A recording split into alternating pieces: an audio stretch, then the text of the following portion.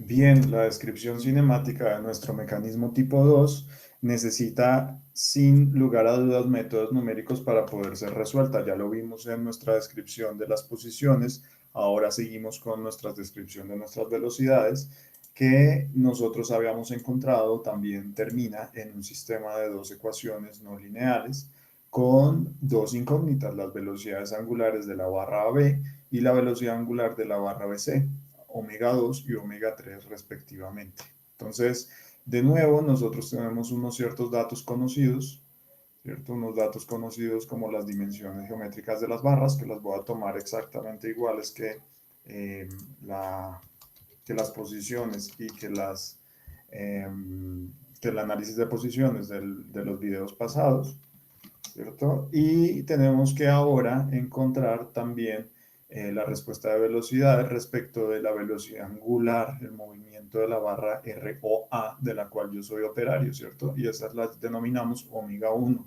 Entonces, omega 1, por ejemplo, puede ser constante, puede no ser constante, ¿cierto? Pero aquí la voy a definir como una constante y entonces tenemos que ponerle un cierto valor. En este punto le puse, por ejemplo, 0.1 radianes por segundo en valor positivo.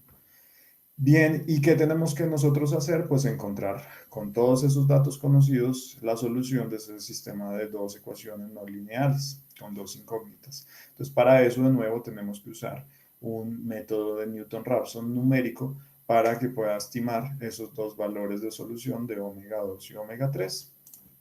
Bien, y entonces pues tenemos que, igual que en los casos anteriores de posición, definir para todos los valores de teta a los cuales se realizan los análisis, pero ahora fíjense que tenemos que hacer esos análisis para todos esos puntos, para todos esos ángulos que nosotros hemos hecho, ¿cierto? En acoplamiento tenemos que hacer primero los valores de teta 2 y teta 3, ¿cierto? Que encontramos en la descripción de las posiciones de las barras de los videos pasados. Y entonces yo simplemente podría entonces guardar esa información de esos vectores teta 2 y teta 3 y traerlos aquí, usarlos en nuestro análisis ahora de las velocidades porque son necesarios. Fíjense que en las ecuaciones tenemos teta 2 y teta 3 ya como cosas conocidas, ¿cierto? Todos los ángulos de teta 1, todos los ángulos de teta 2 y todos los ángulos de teta 3 como soluciones a nuestro sistema de posiciones. Y aparte de eso, pues volver a correr, pues correr nuestro método actual de solución de nuestras ecuaciones de la velocidad, que también va a ser un método de Newton-Raphson, pero con otras ecuaciones, ¿cierto? Con estas ecuaciones que son ecuaciones de la velocidad. Entonces, al igual que como expliqué la solución de las posiciones, pues yo tengo que definir, ¿cierto? Unos valores semilla, unos valores iniciales para cada ángulo teta 1, donde se estima, comience la iteración, comience el método numérico a buscar cuál es la raíz de la solución, cuál es la solución, cuál es la raíz de las funciones, o sea, cuál es la solución de esas funciones. Y entonces, pues al igual que con las posiciones, nosotros tenemos que definir unos valores estimados iniciales, omega 2, 0 y omega 3, 0, ¿cierto? Con los cuales en el primer ángulo comience a buscar la solución del primer ángulo. Luego de eso, luego de que encuentre las soluciones del primer ángulo teta 1, ¿cierto? La solución de velocidad angular de la barra AB y de la barra BC, omega 2 y omega 3, respectivamente. Entonces, ahí sí use esas, ¿cierto? Use esas soluciones que acaba de encontrar, que acaba de sacar del método, para como valores iniciales estimados del siguiente incremento. ¿Por qué? Porque pues en el siguiente ángulo van a ser algo muy similares o soluciones a los que se acaban de encontrar, un poquito variadas, claro, pero muy similares. Y así entonces yo tengo que definir para el ángulo inicial esas estimaciones de omega 2, 0, omega 3 sub 0, pero para las demás simplemente digo que es la actual.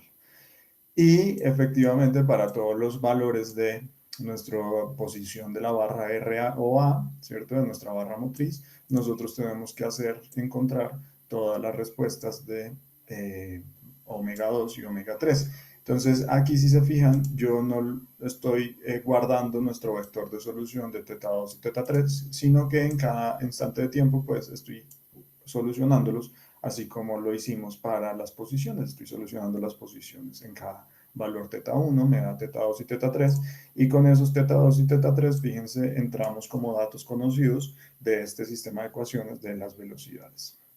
Bien, y entonces el sistema de Newton-Raphson para las velocidades, pues lo único que va a cambiar con respecto al de las posiciones, fíjense, aquí tengo el de las posiciones ya explicado previamente, el de las velocidades, pues va a tener las mismas definiciones, por ejemplo, los parámetros de tolerancia y número máximo de iteraciones del Newton-Raphson, las mismas operaciones en general, ¿cierto? Tenemos que igual evaluar la función, que sea cero, tenemos que calcularle el gradiente, tenemos que evaluar que el determinante exista, que no sea cero, porque si es cero no puede hacer ningún método. Vamos a calcular entonces el ciclo iterativo, en el cual nosotros estimamos que nuestra nueva solución pues es la solución actual menos el inverso del jacobiano por la evaluación de la función, ¿cierto? Y así vamos nosotros definiendo cada iteración hasta que la norma de esas funciones sea cero, o sea, hasta que nuestro valor se vuelva cero y entonces encontremos que son efectivamente los valores que dan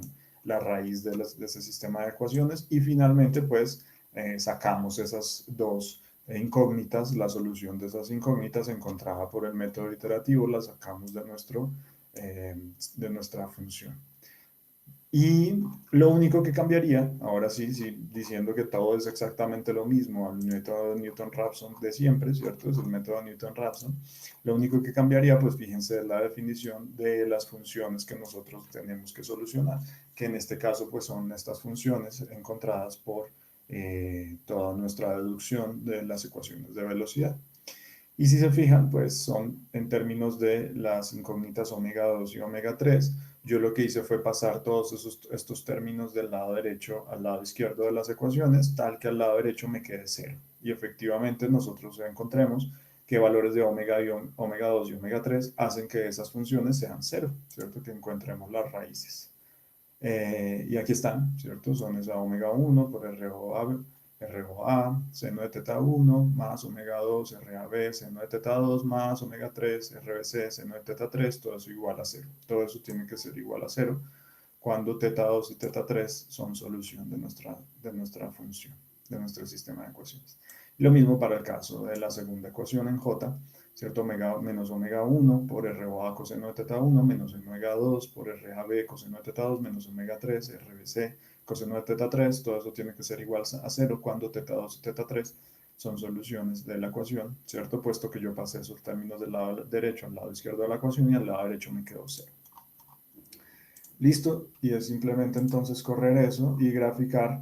Entonces yo voy a hacer dos gráficas, voy a en este mismo archivo a poner las gráficas de posiciones que ya hemos encontrado antes, de teta 2 y teta 3 respecto de teta 1, y voy a poner las velocidades encontradas, omega 2 y omega 3, en función de las posiciones de teta 1, en función de las distintas posiciones que puede hacer para los 2pi radianes vuelta. Entonces fíjense que ahí va calculando, tiene que calcular las posiciones y las velocidades angulares de las barras, ¿cierto? Estas son las posiciones que nosotros encontramos acá, con esos datos, ¿sí? Teta 2 y teta 3. Y para todas esas posiciones, fíjense, me encontró efectivamente cuántas son las velocidades angulares de la barra 2 en azul y de la barra 3 en rojo, radianes por segundo, o las dimensiones que ustedes les hayan dado eh, a cada una de esas variables, las unidades, perdón, de medida que ustedes les hayan dado a cada uno de esos datos del problema. Entonces, si le ponemos más puntos de teta 1 que evaluar, pues vamos a obtener gráficas más suaves, más bonitas, más dicientes para todos los instantes del movimiento rotacional de la barra motriz ROA. Perfecto, y fíjense que se demora calculando, pues porque le puse muchísimos más datos que resolver. En todo caso, fíjense que son curvas suaves, que no tienen saltos abruptos, que no se me descontrolan, o sea que no tienen soluciones por allá que se vayan a por 10 a la menos 8, 10 a la más 8, 10 a la más 20, cosas así, que me indicaría que de pronto nuestro método numérico no encontró la solución adecuada y o que de pronto, sí, que de pronto el mecanismo no está funcionando bien, que de pronto se está trabando, ¿cierto? Y que no es un mecanismo que ejecute un movimiento suave. Perfecto. Y aquí tenemos que revisar entonces también si ocurrirían esos casos que de pronto el método no arroje un determinante cero, un error, o que no haya encontrado la solución.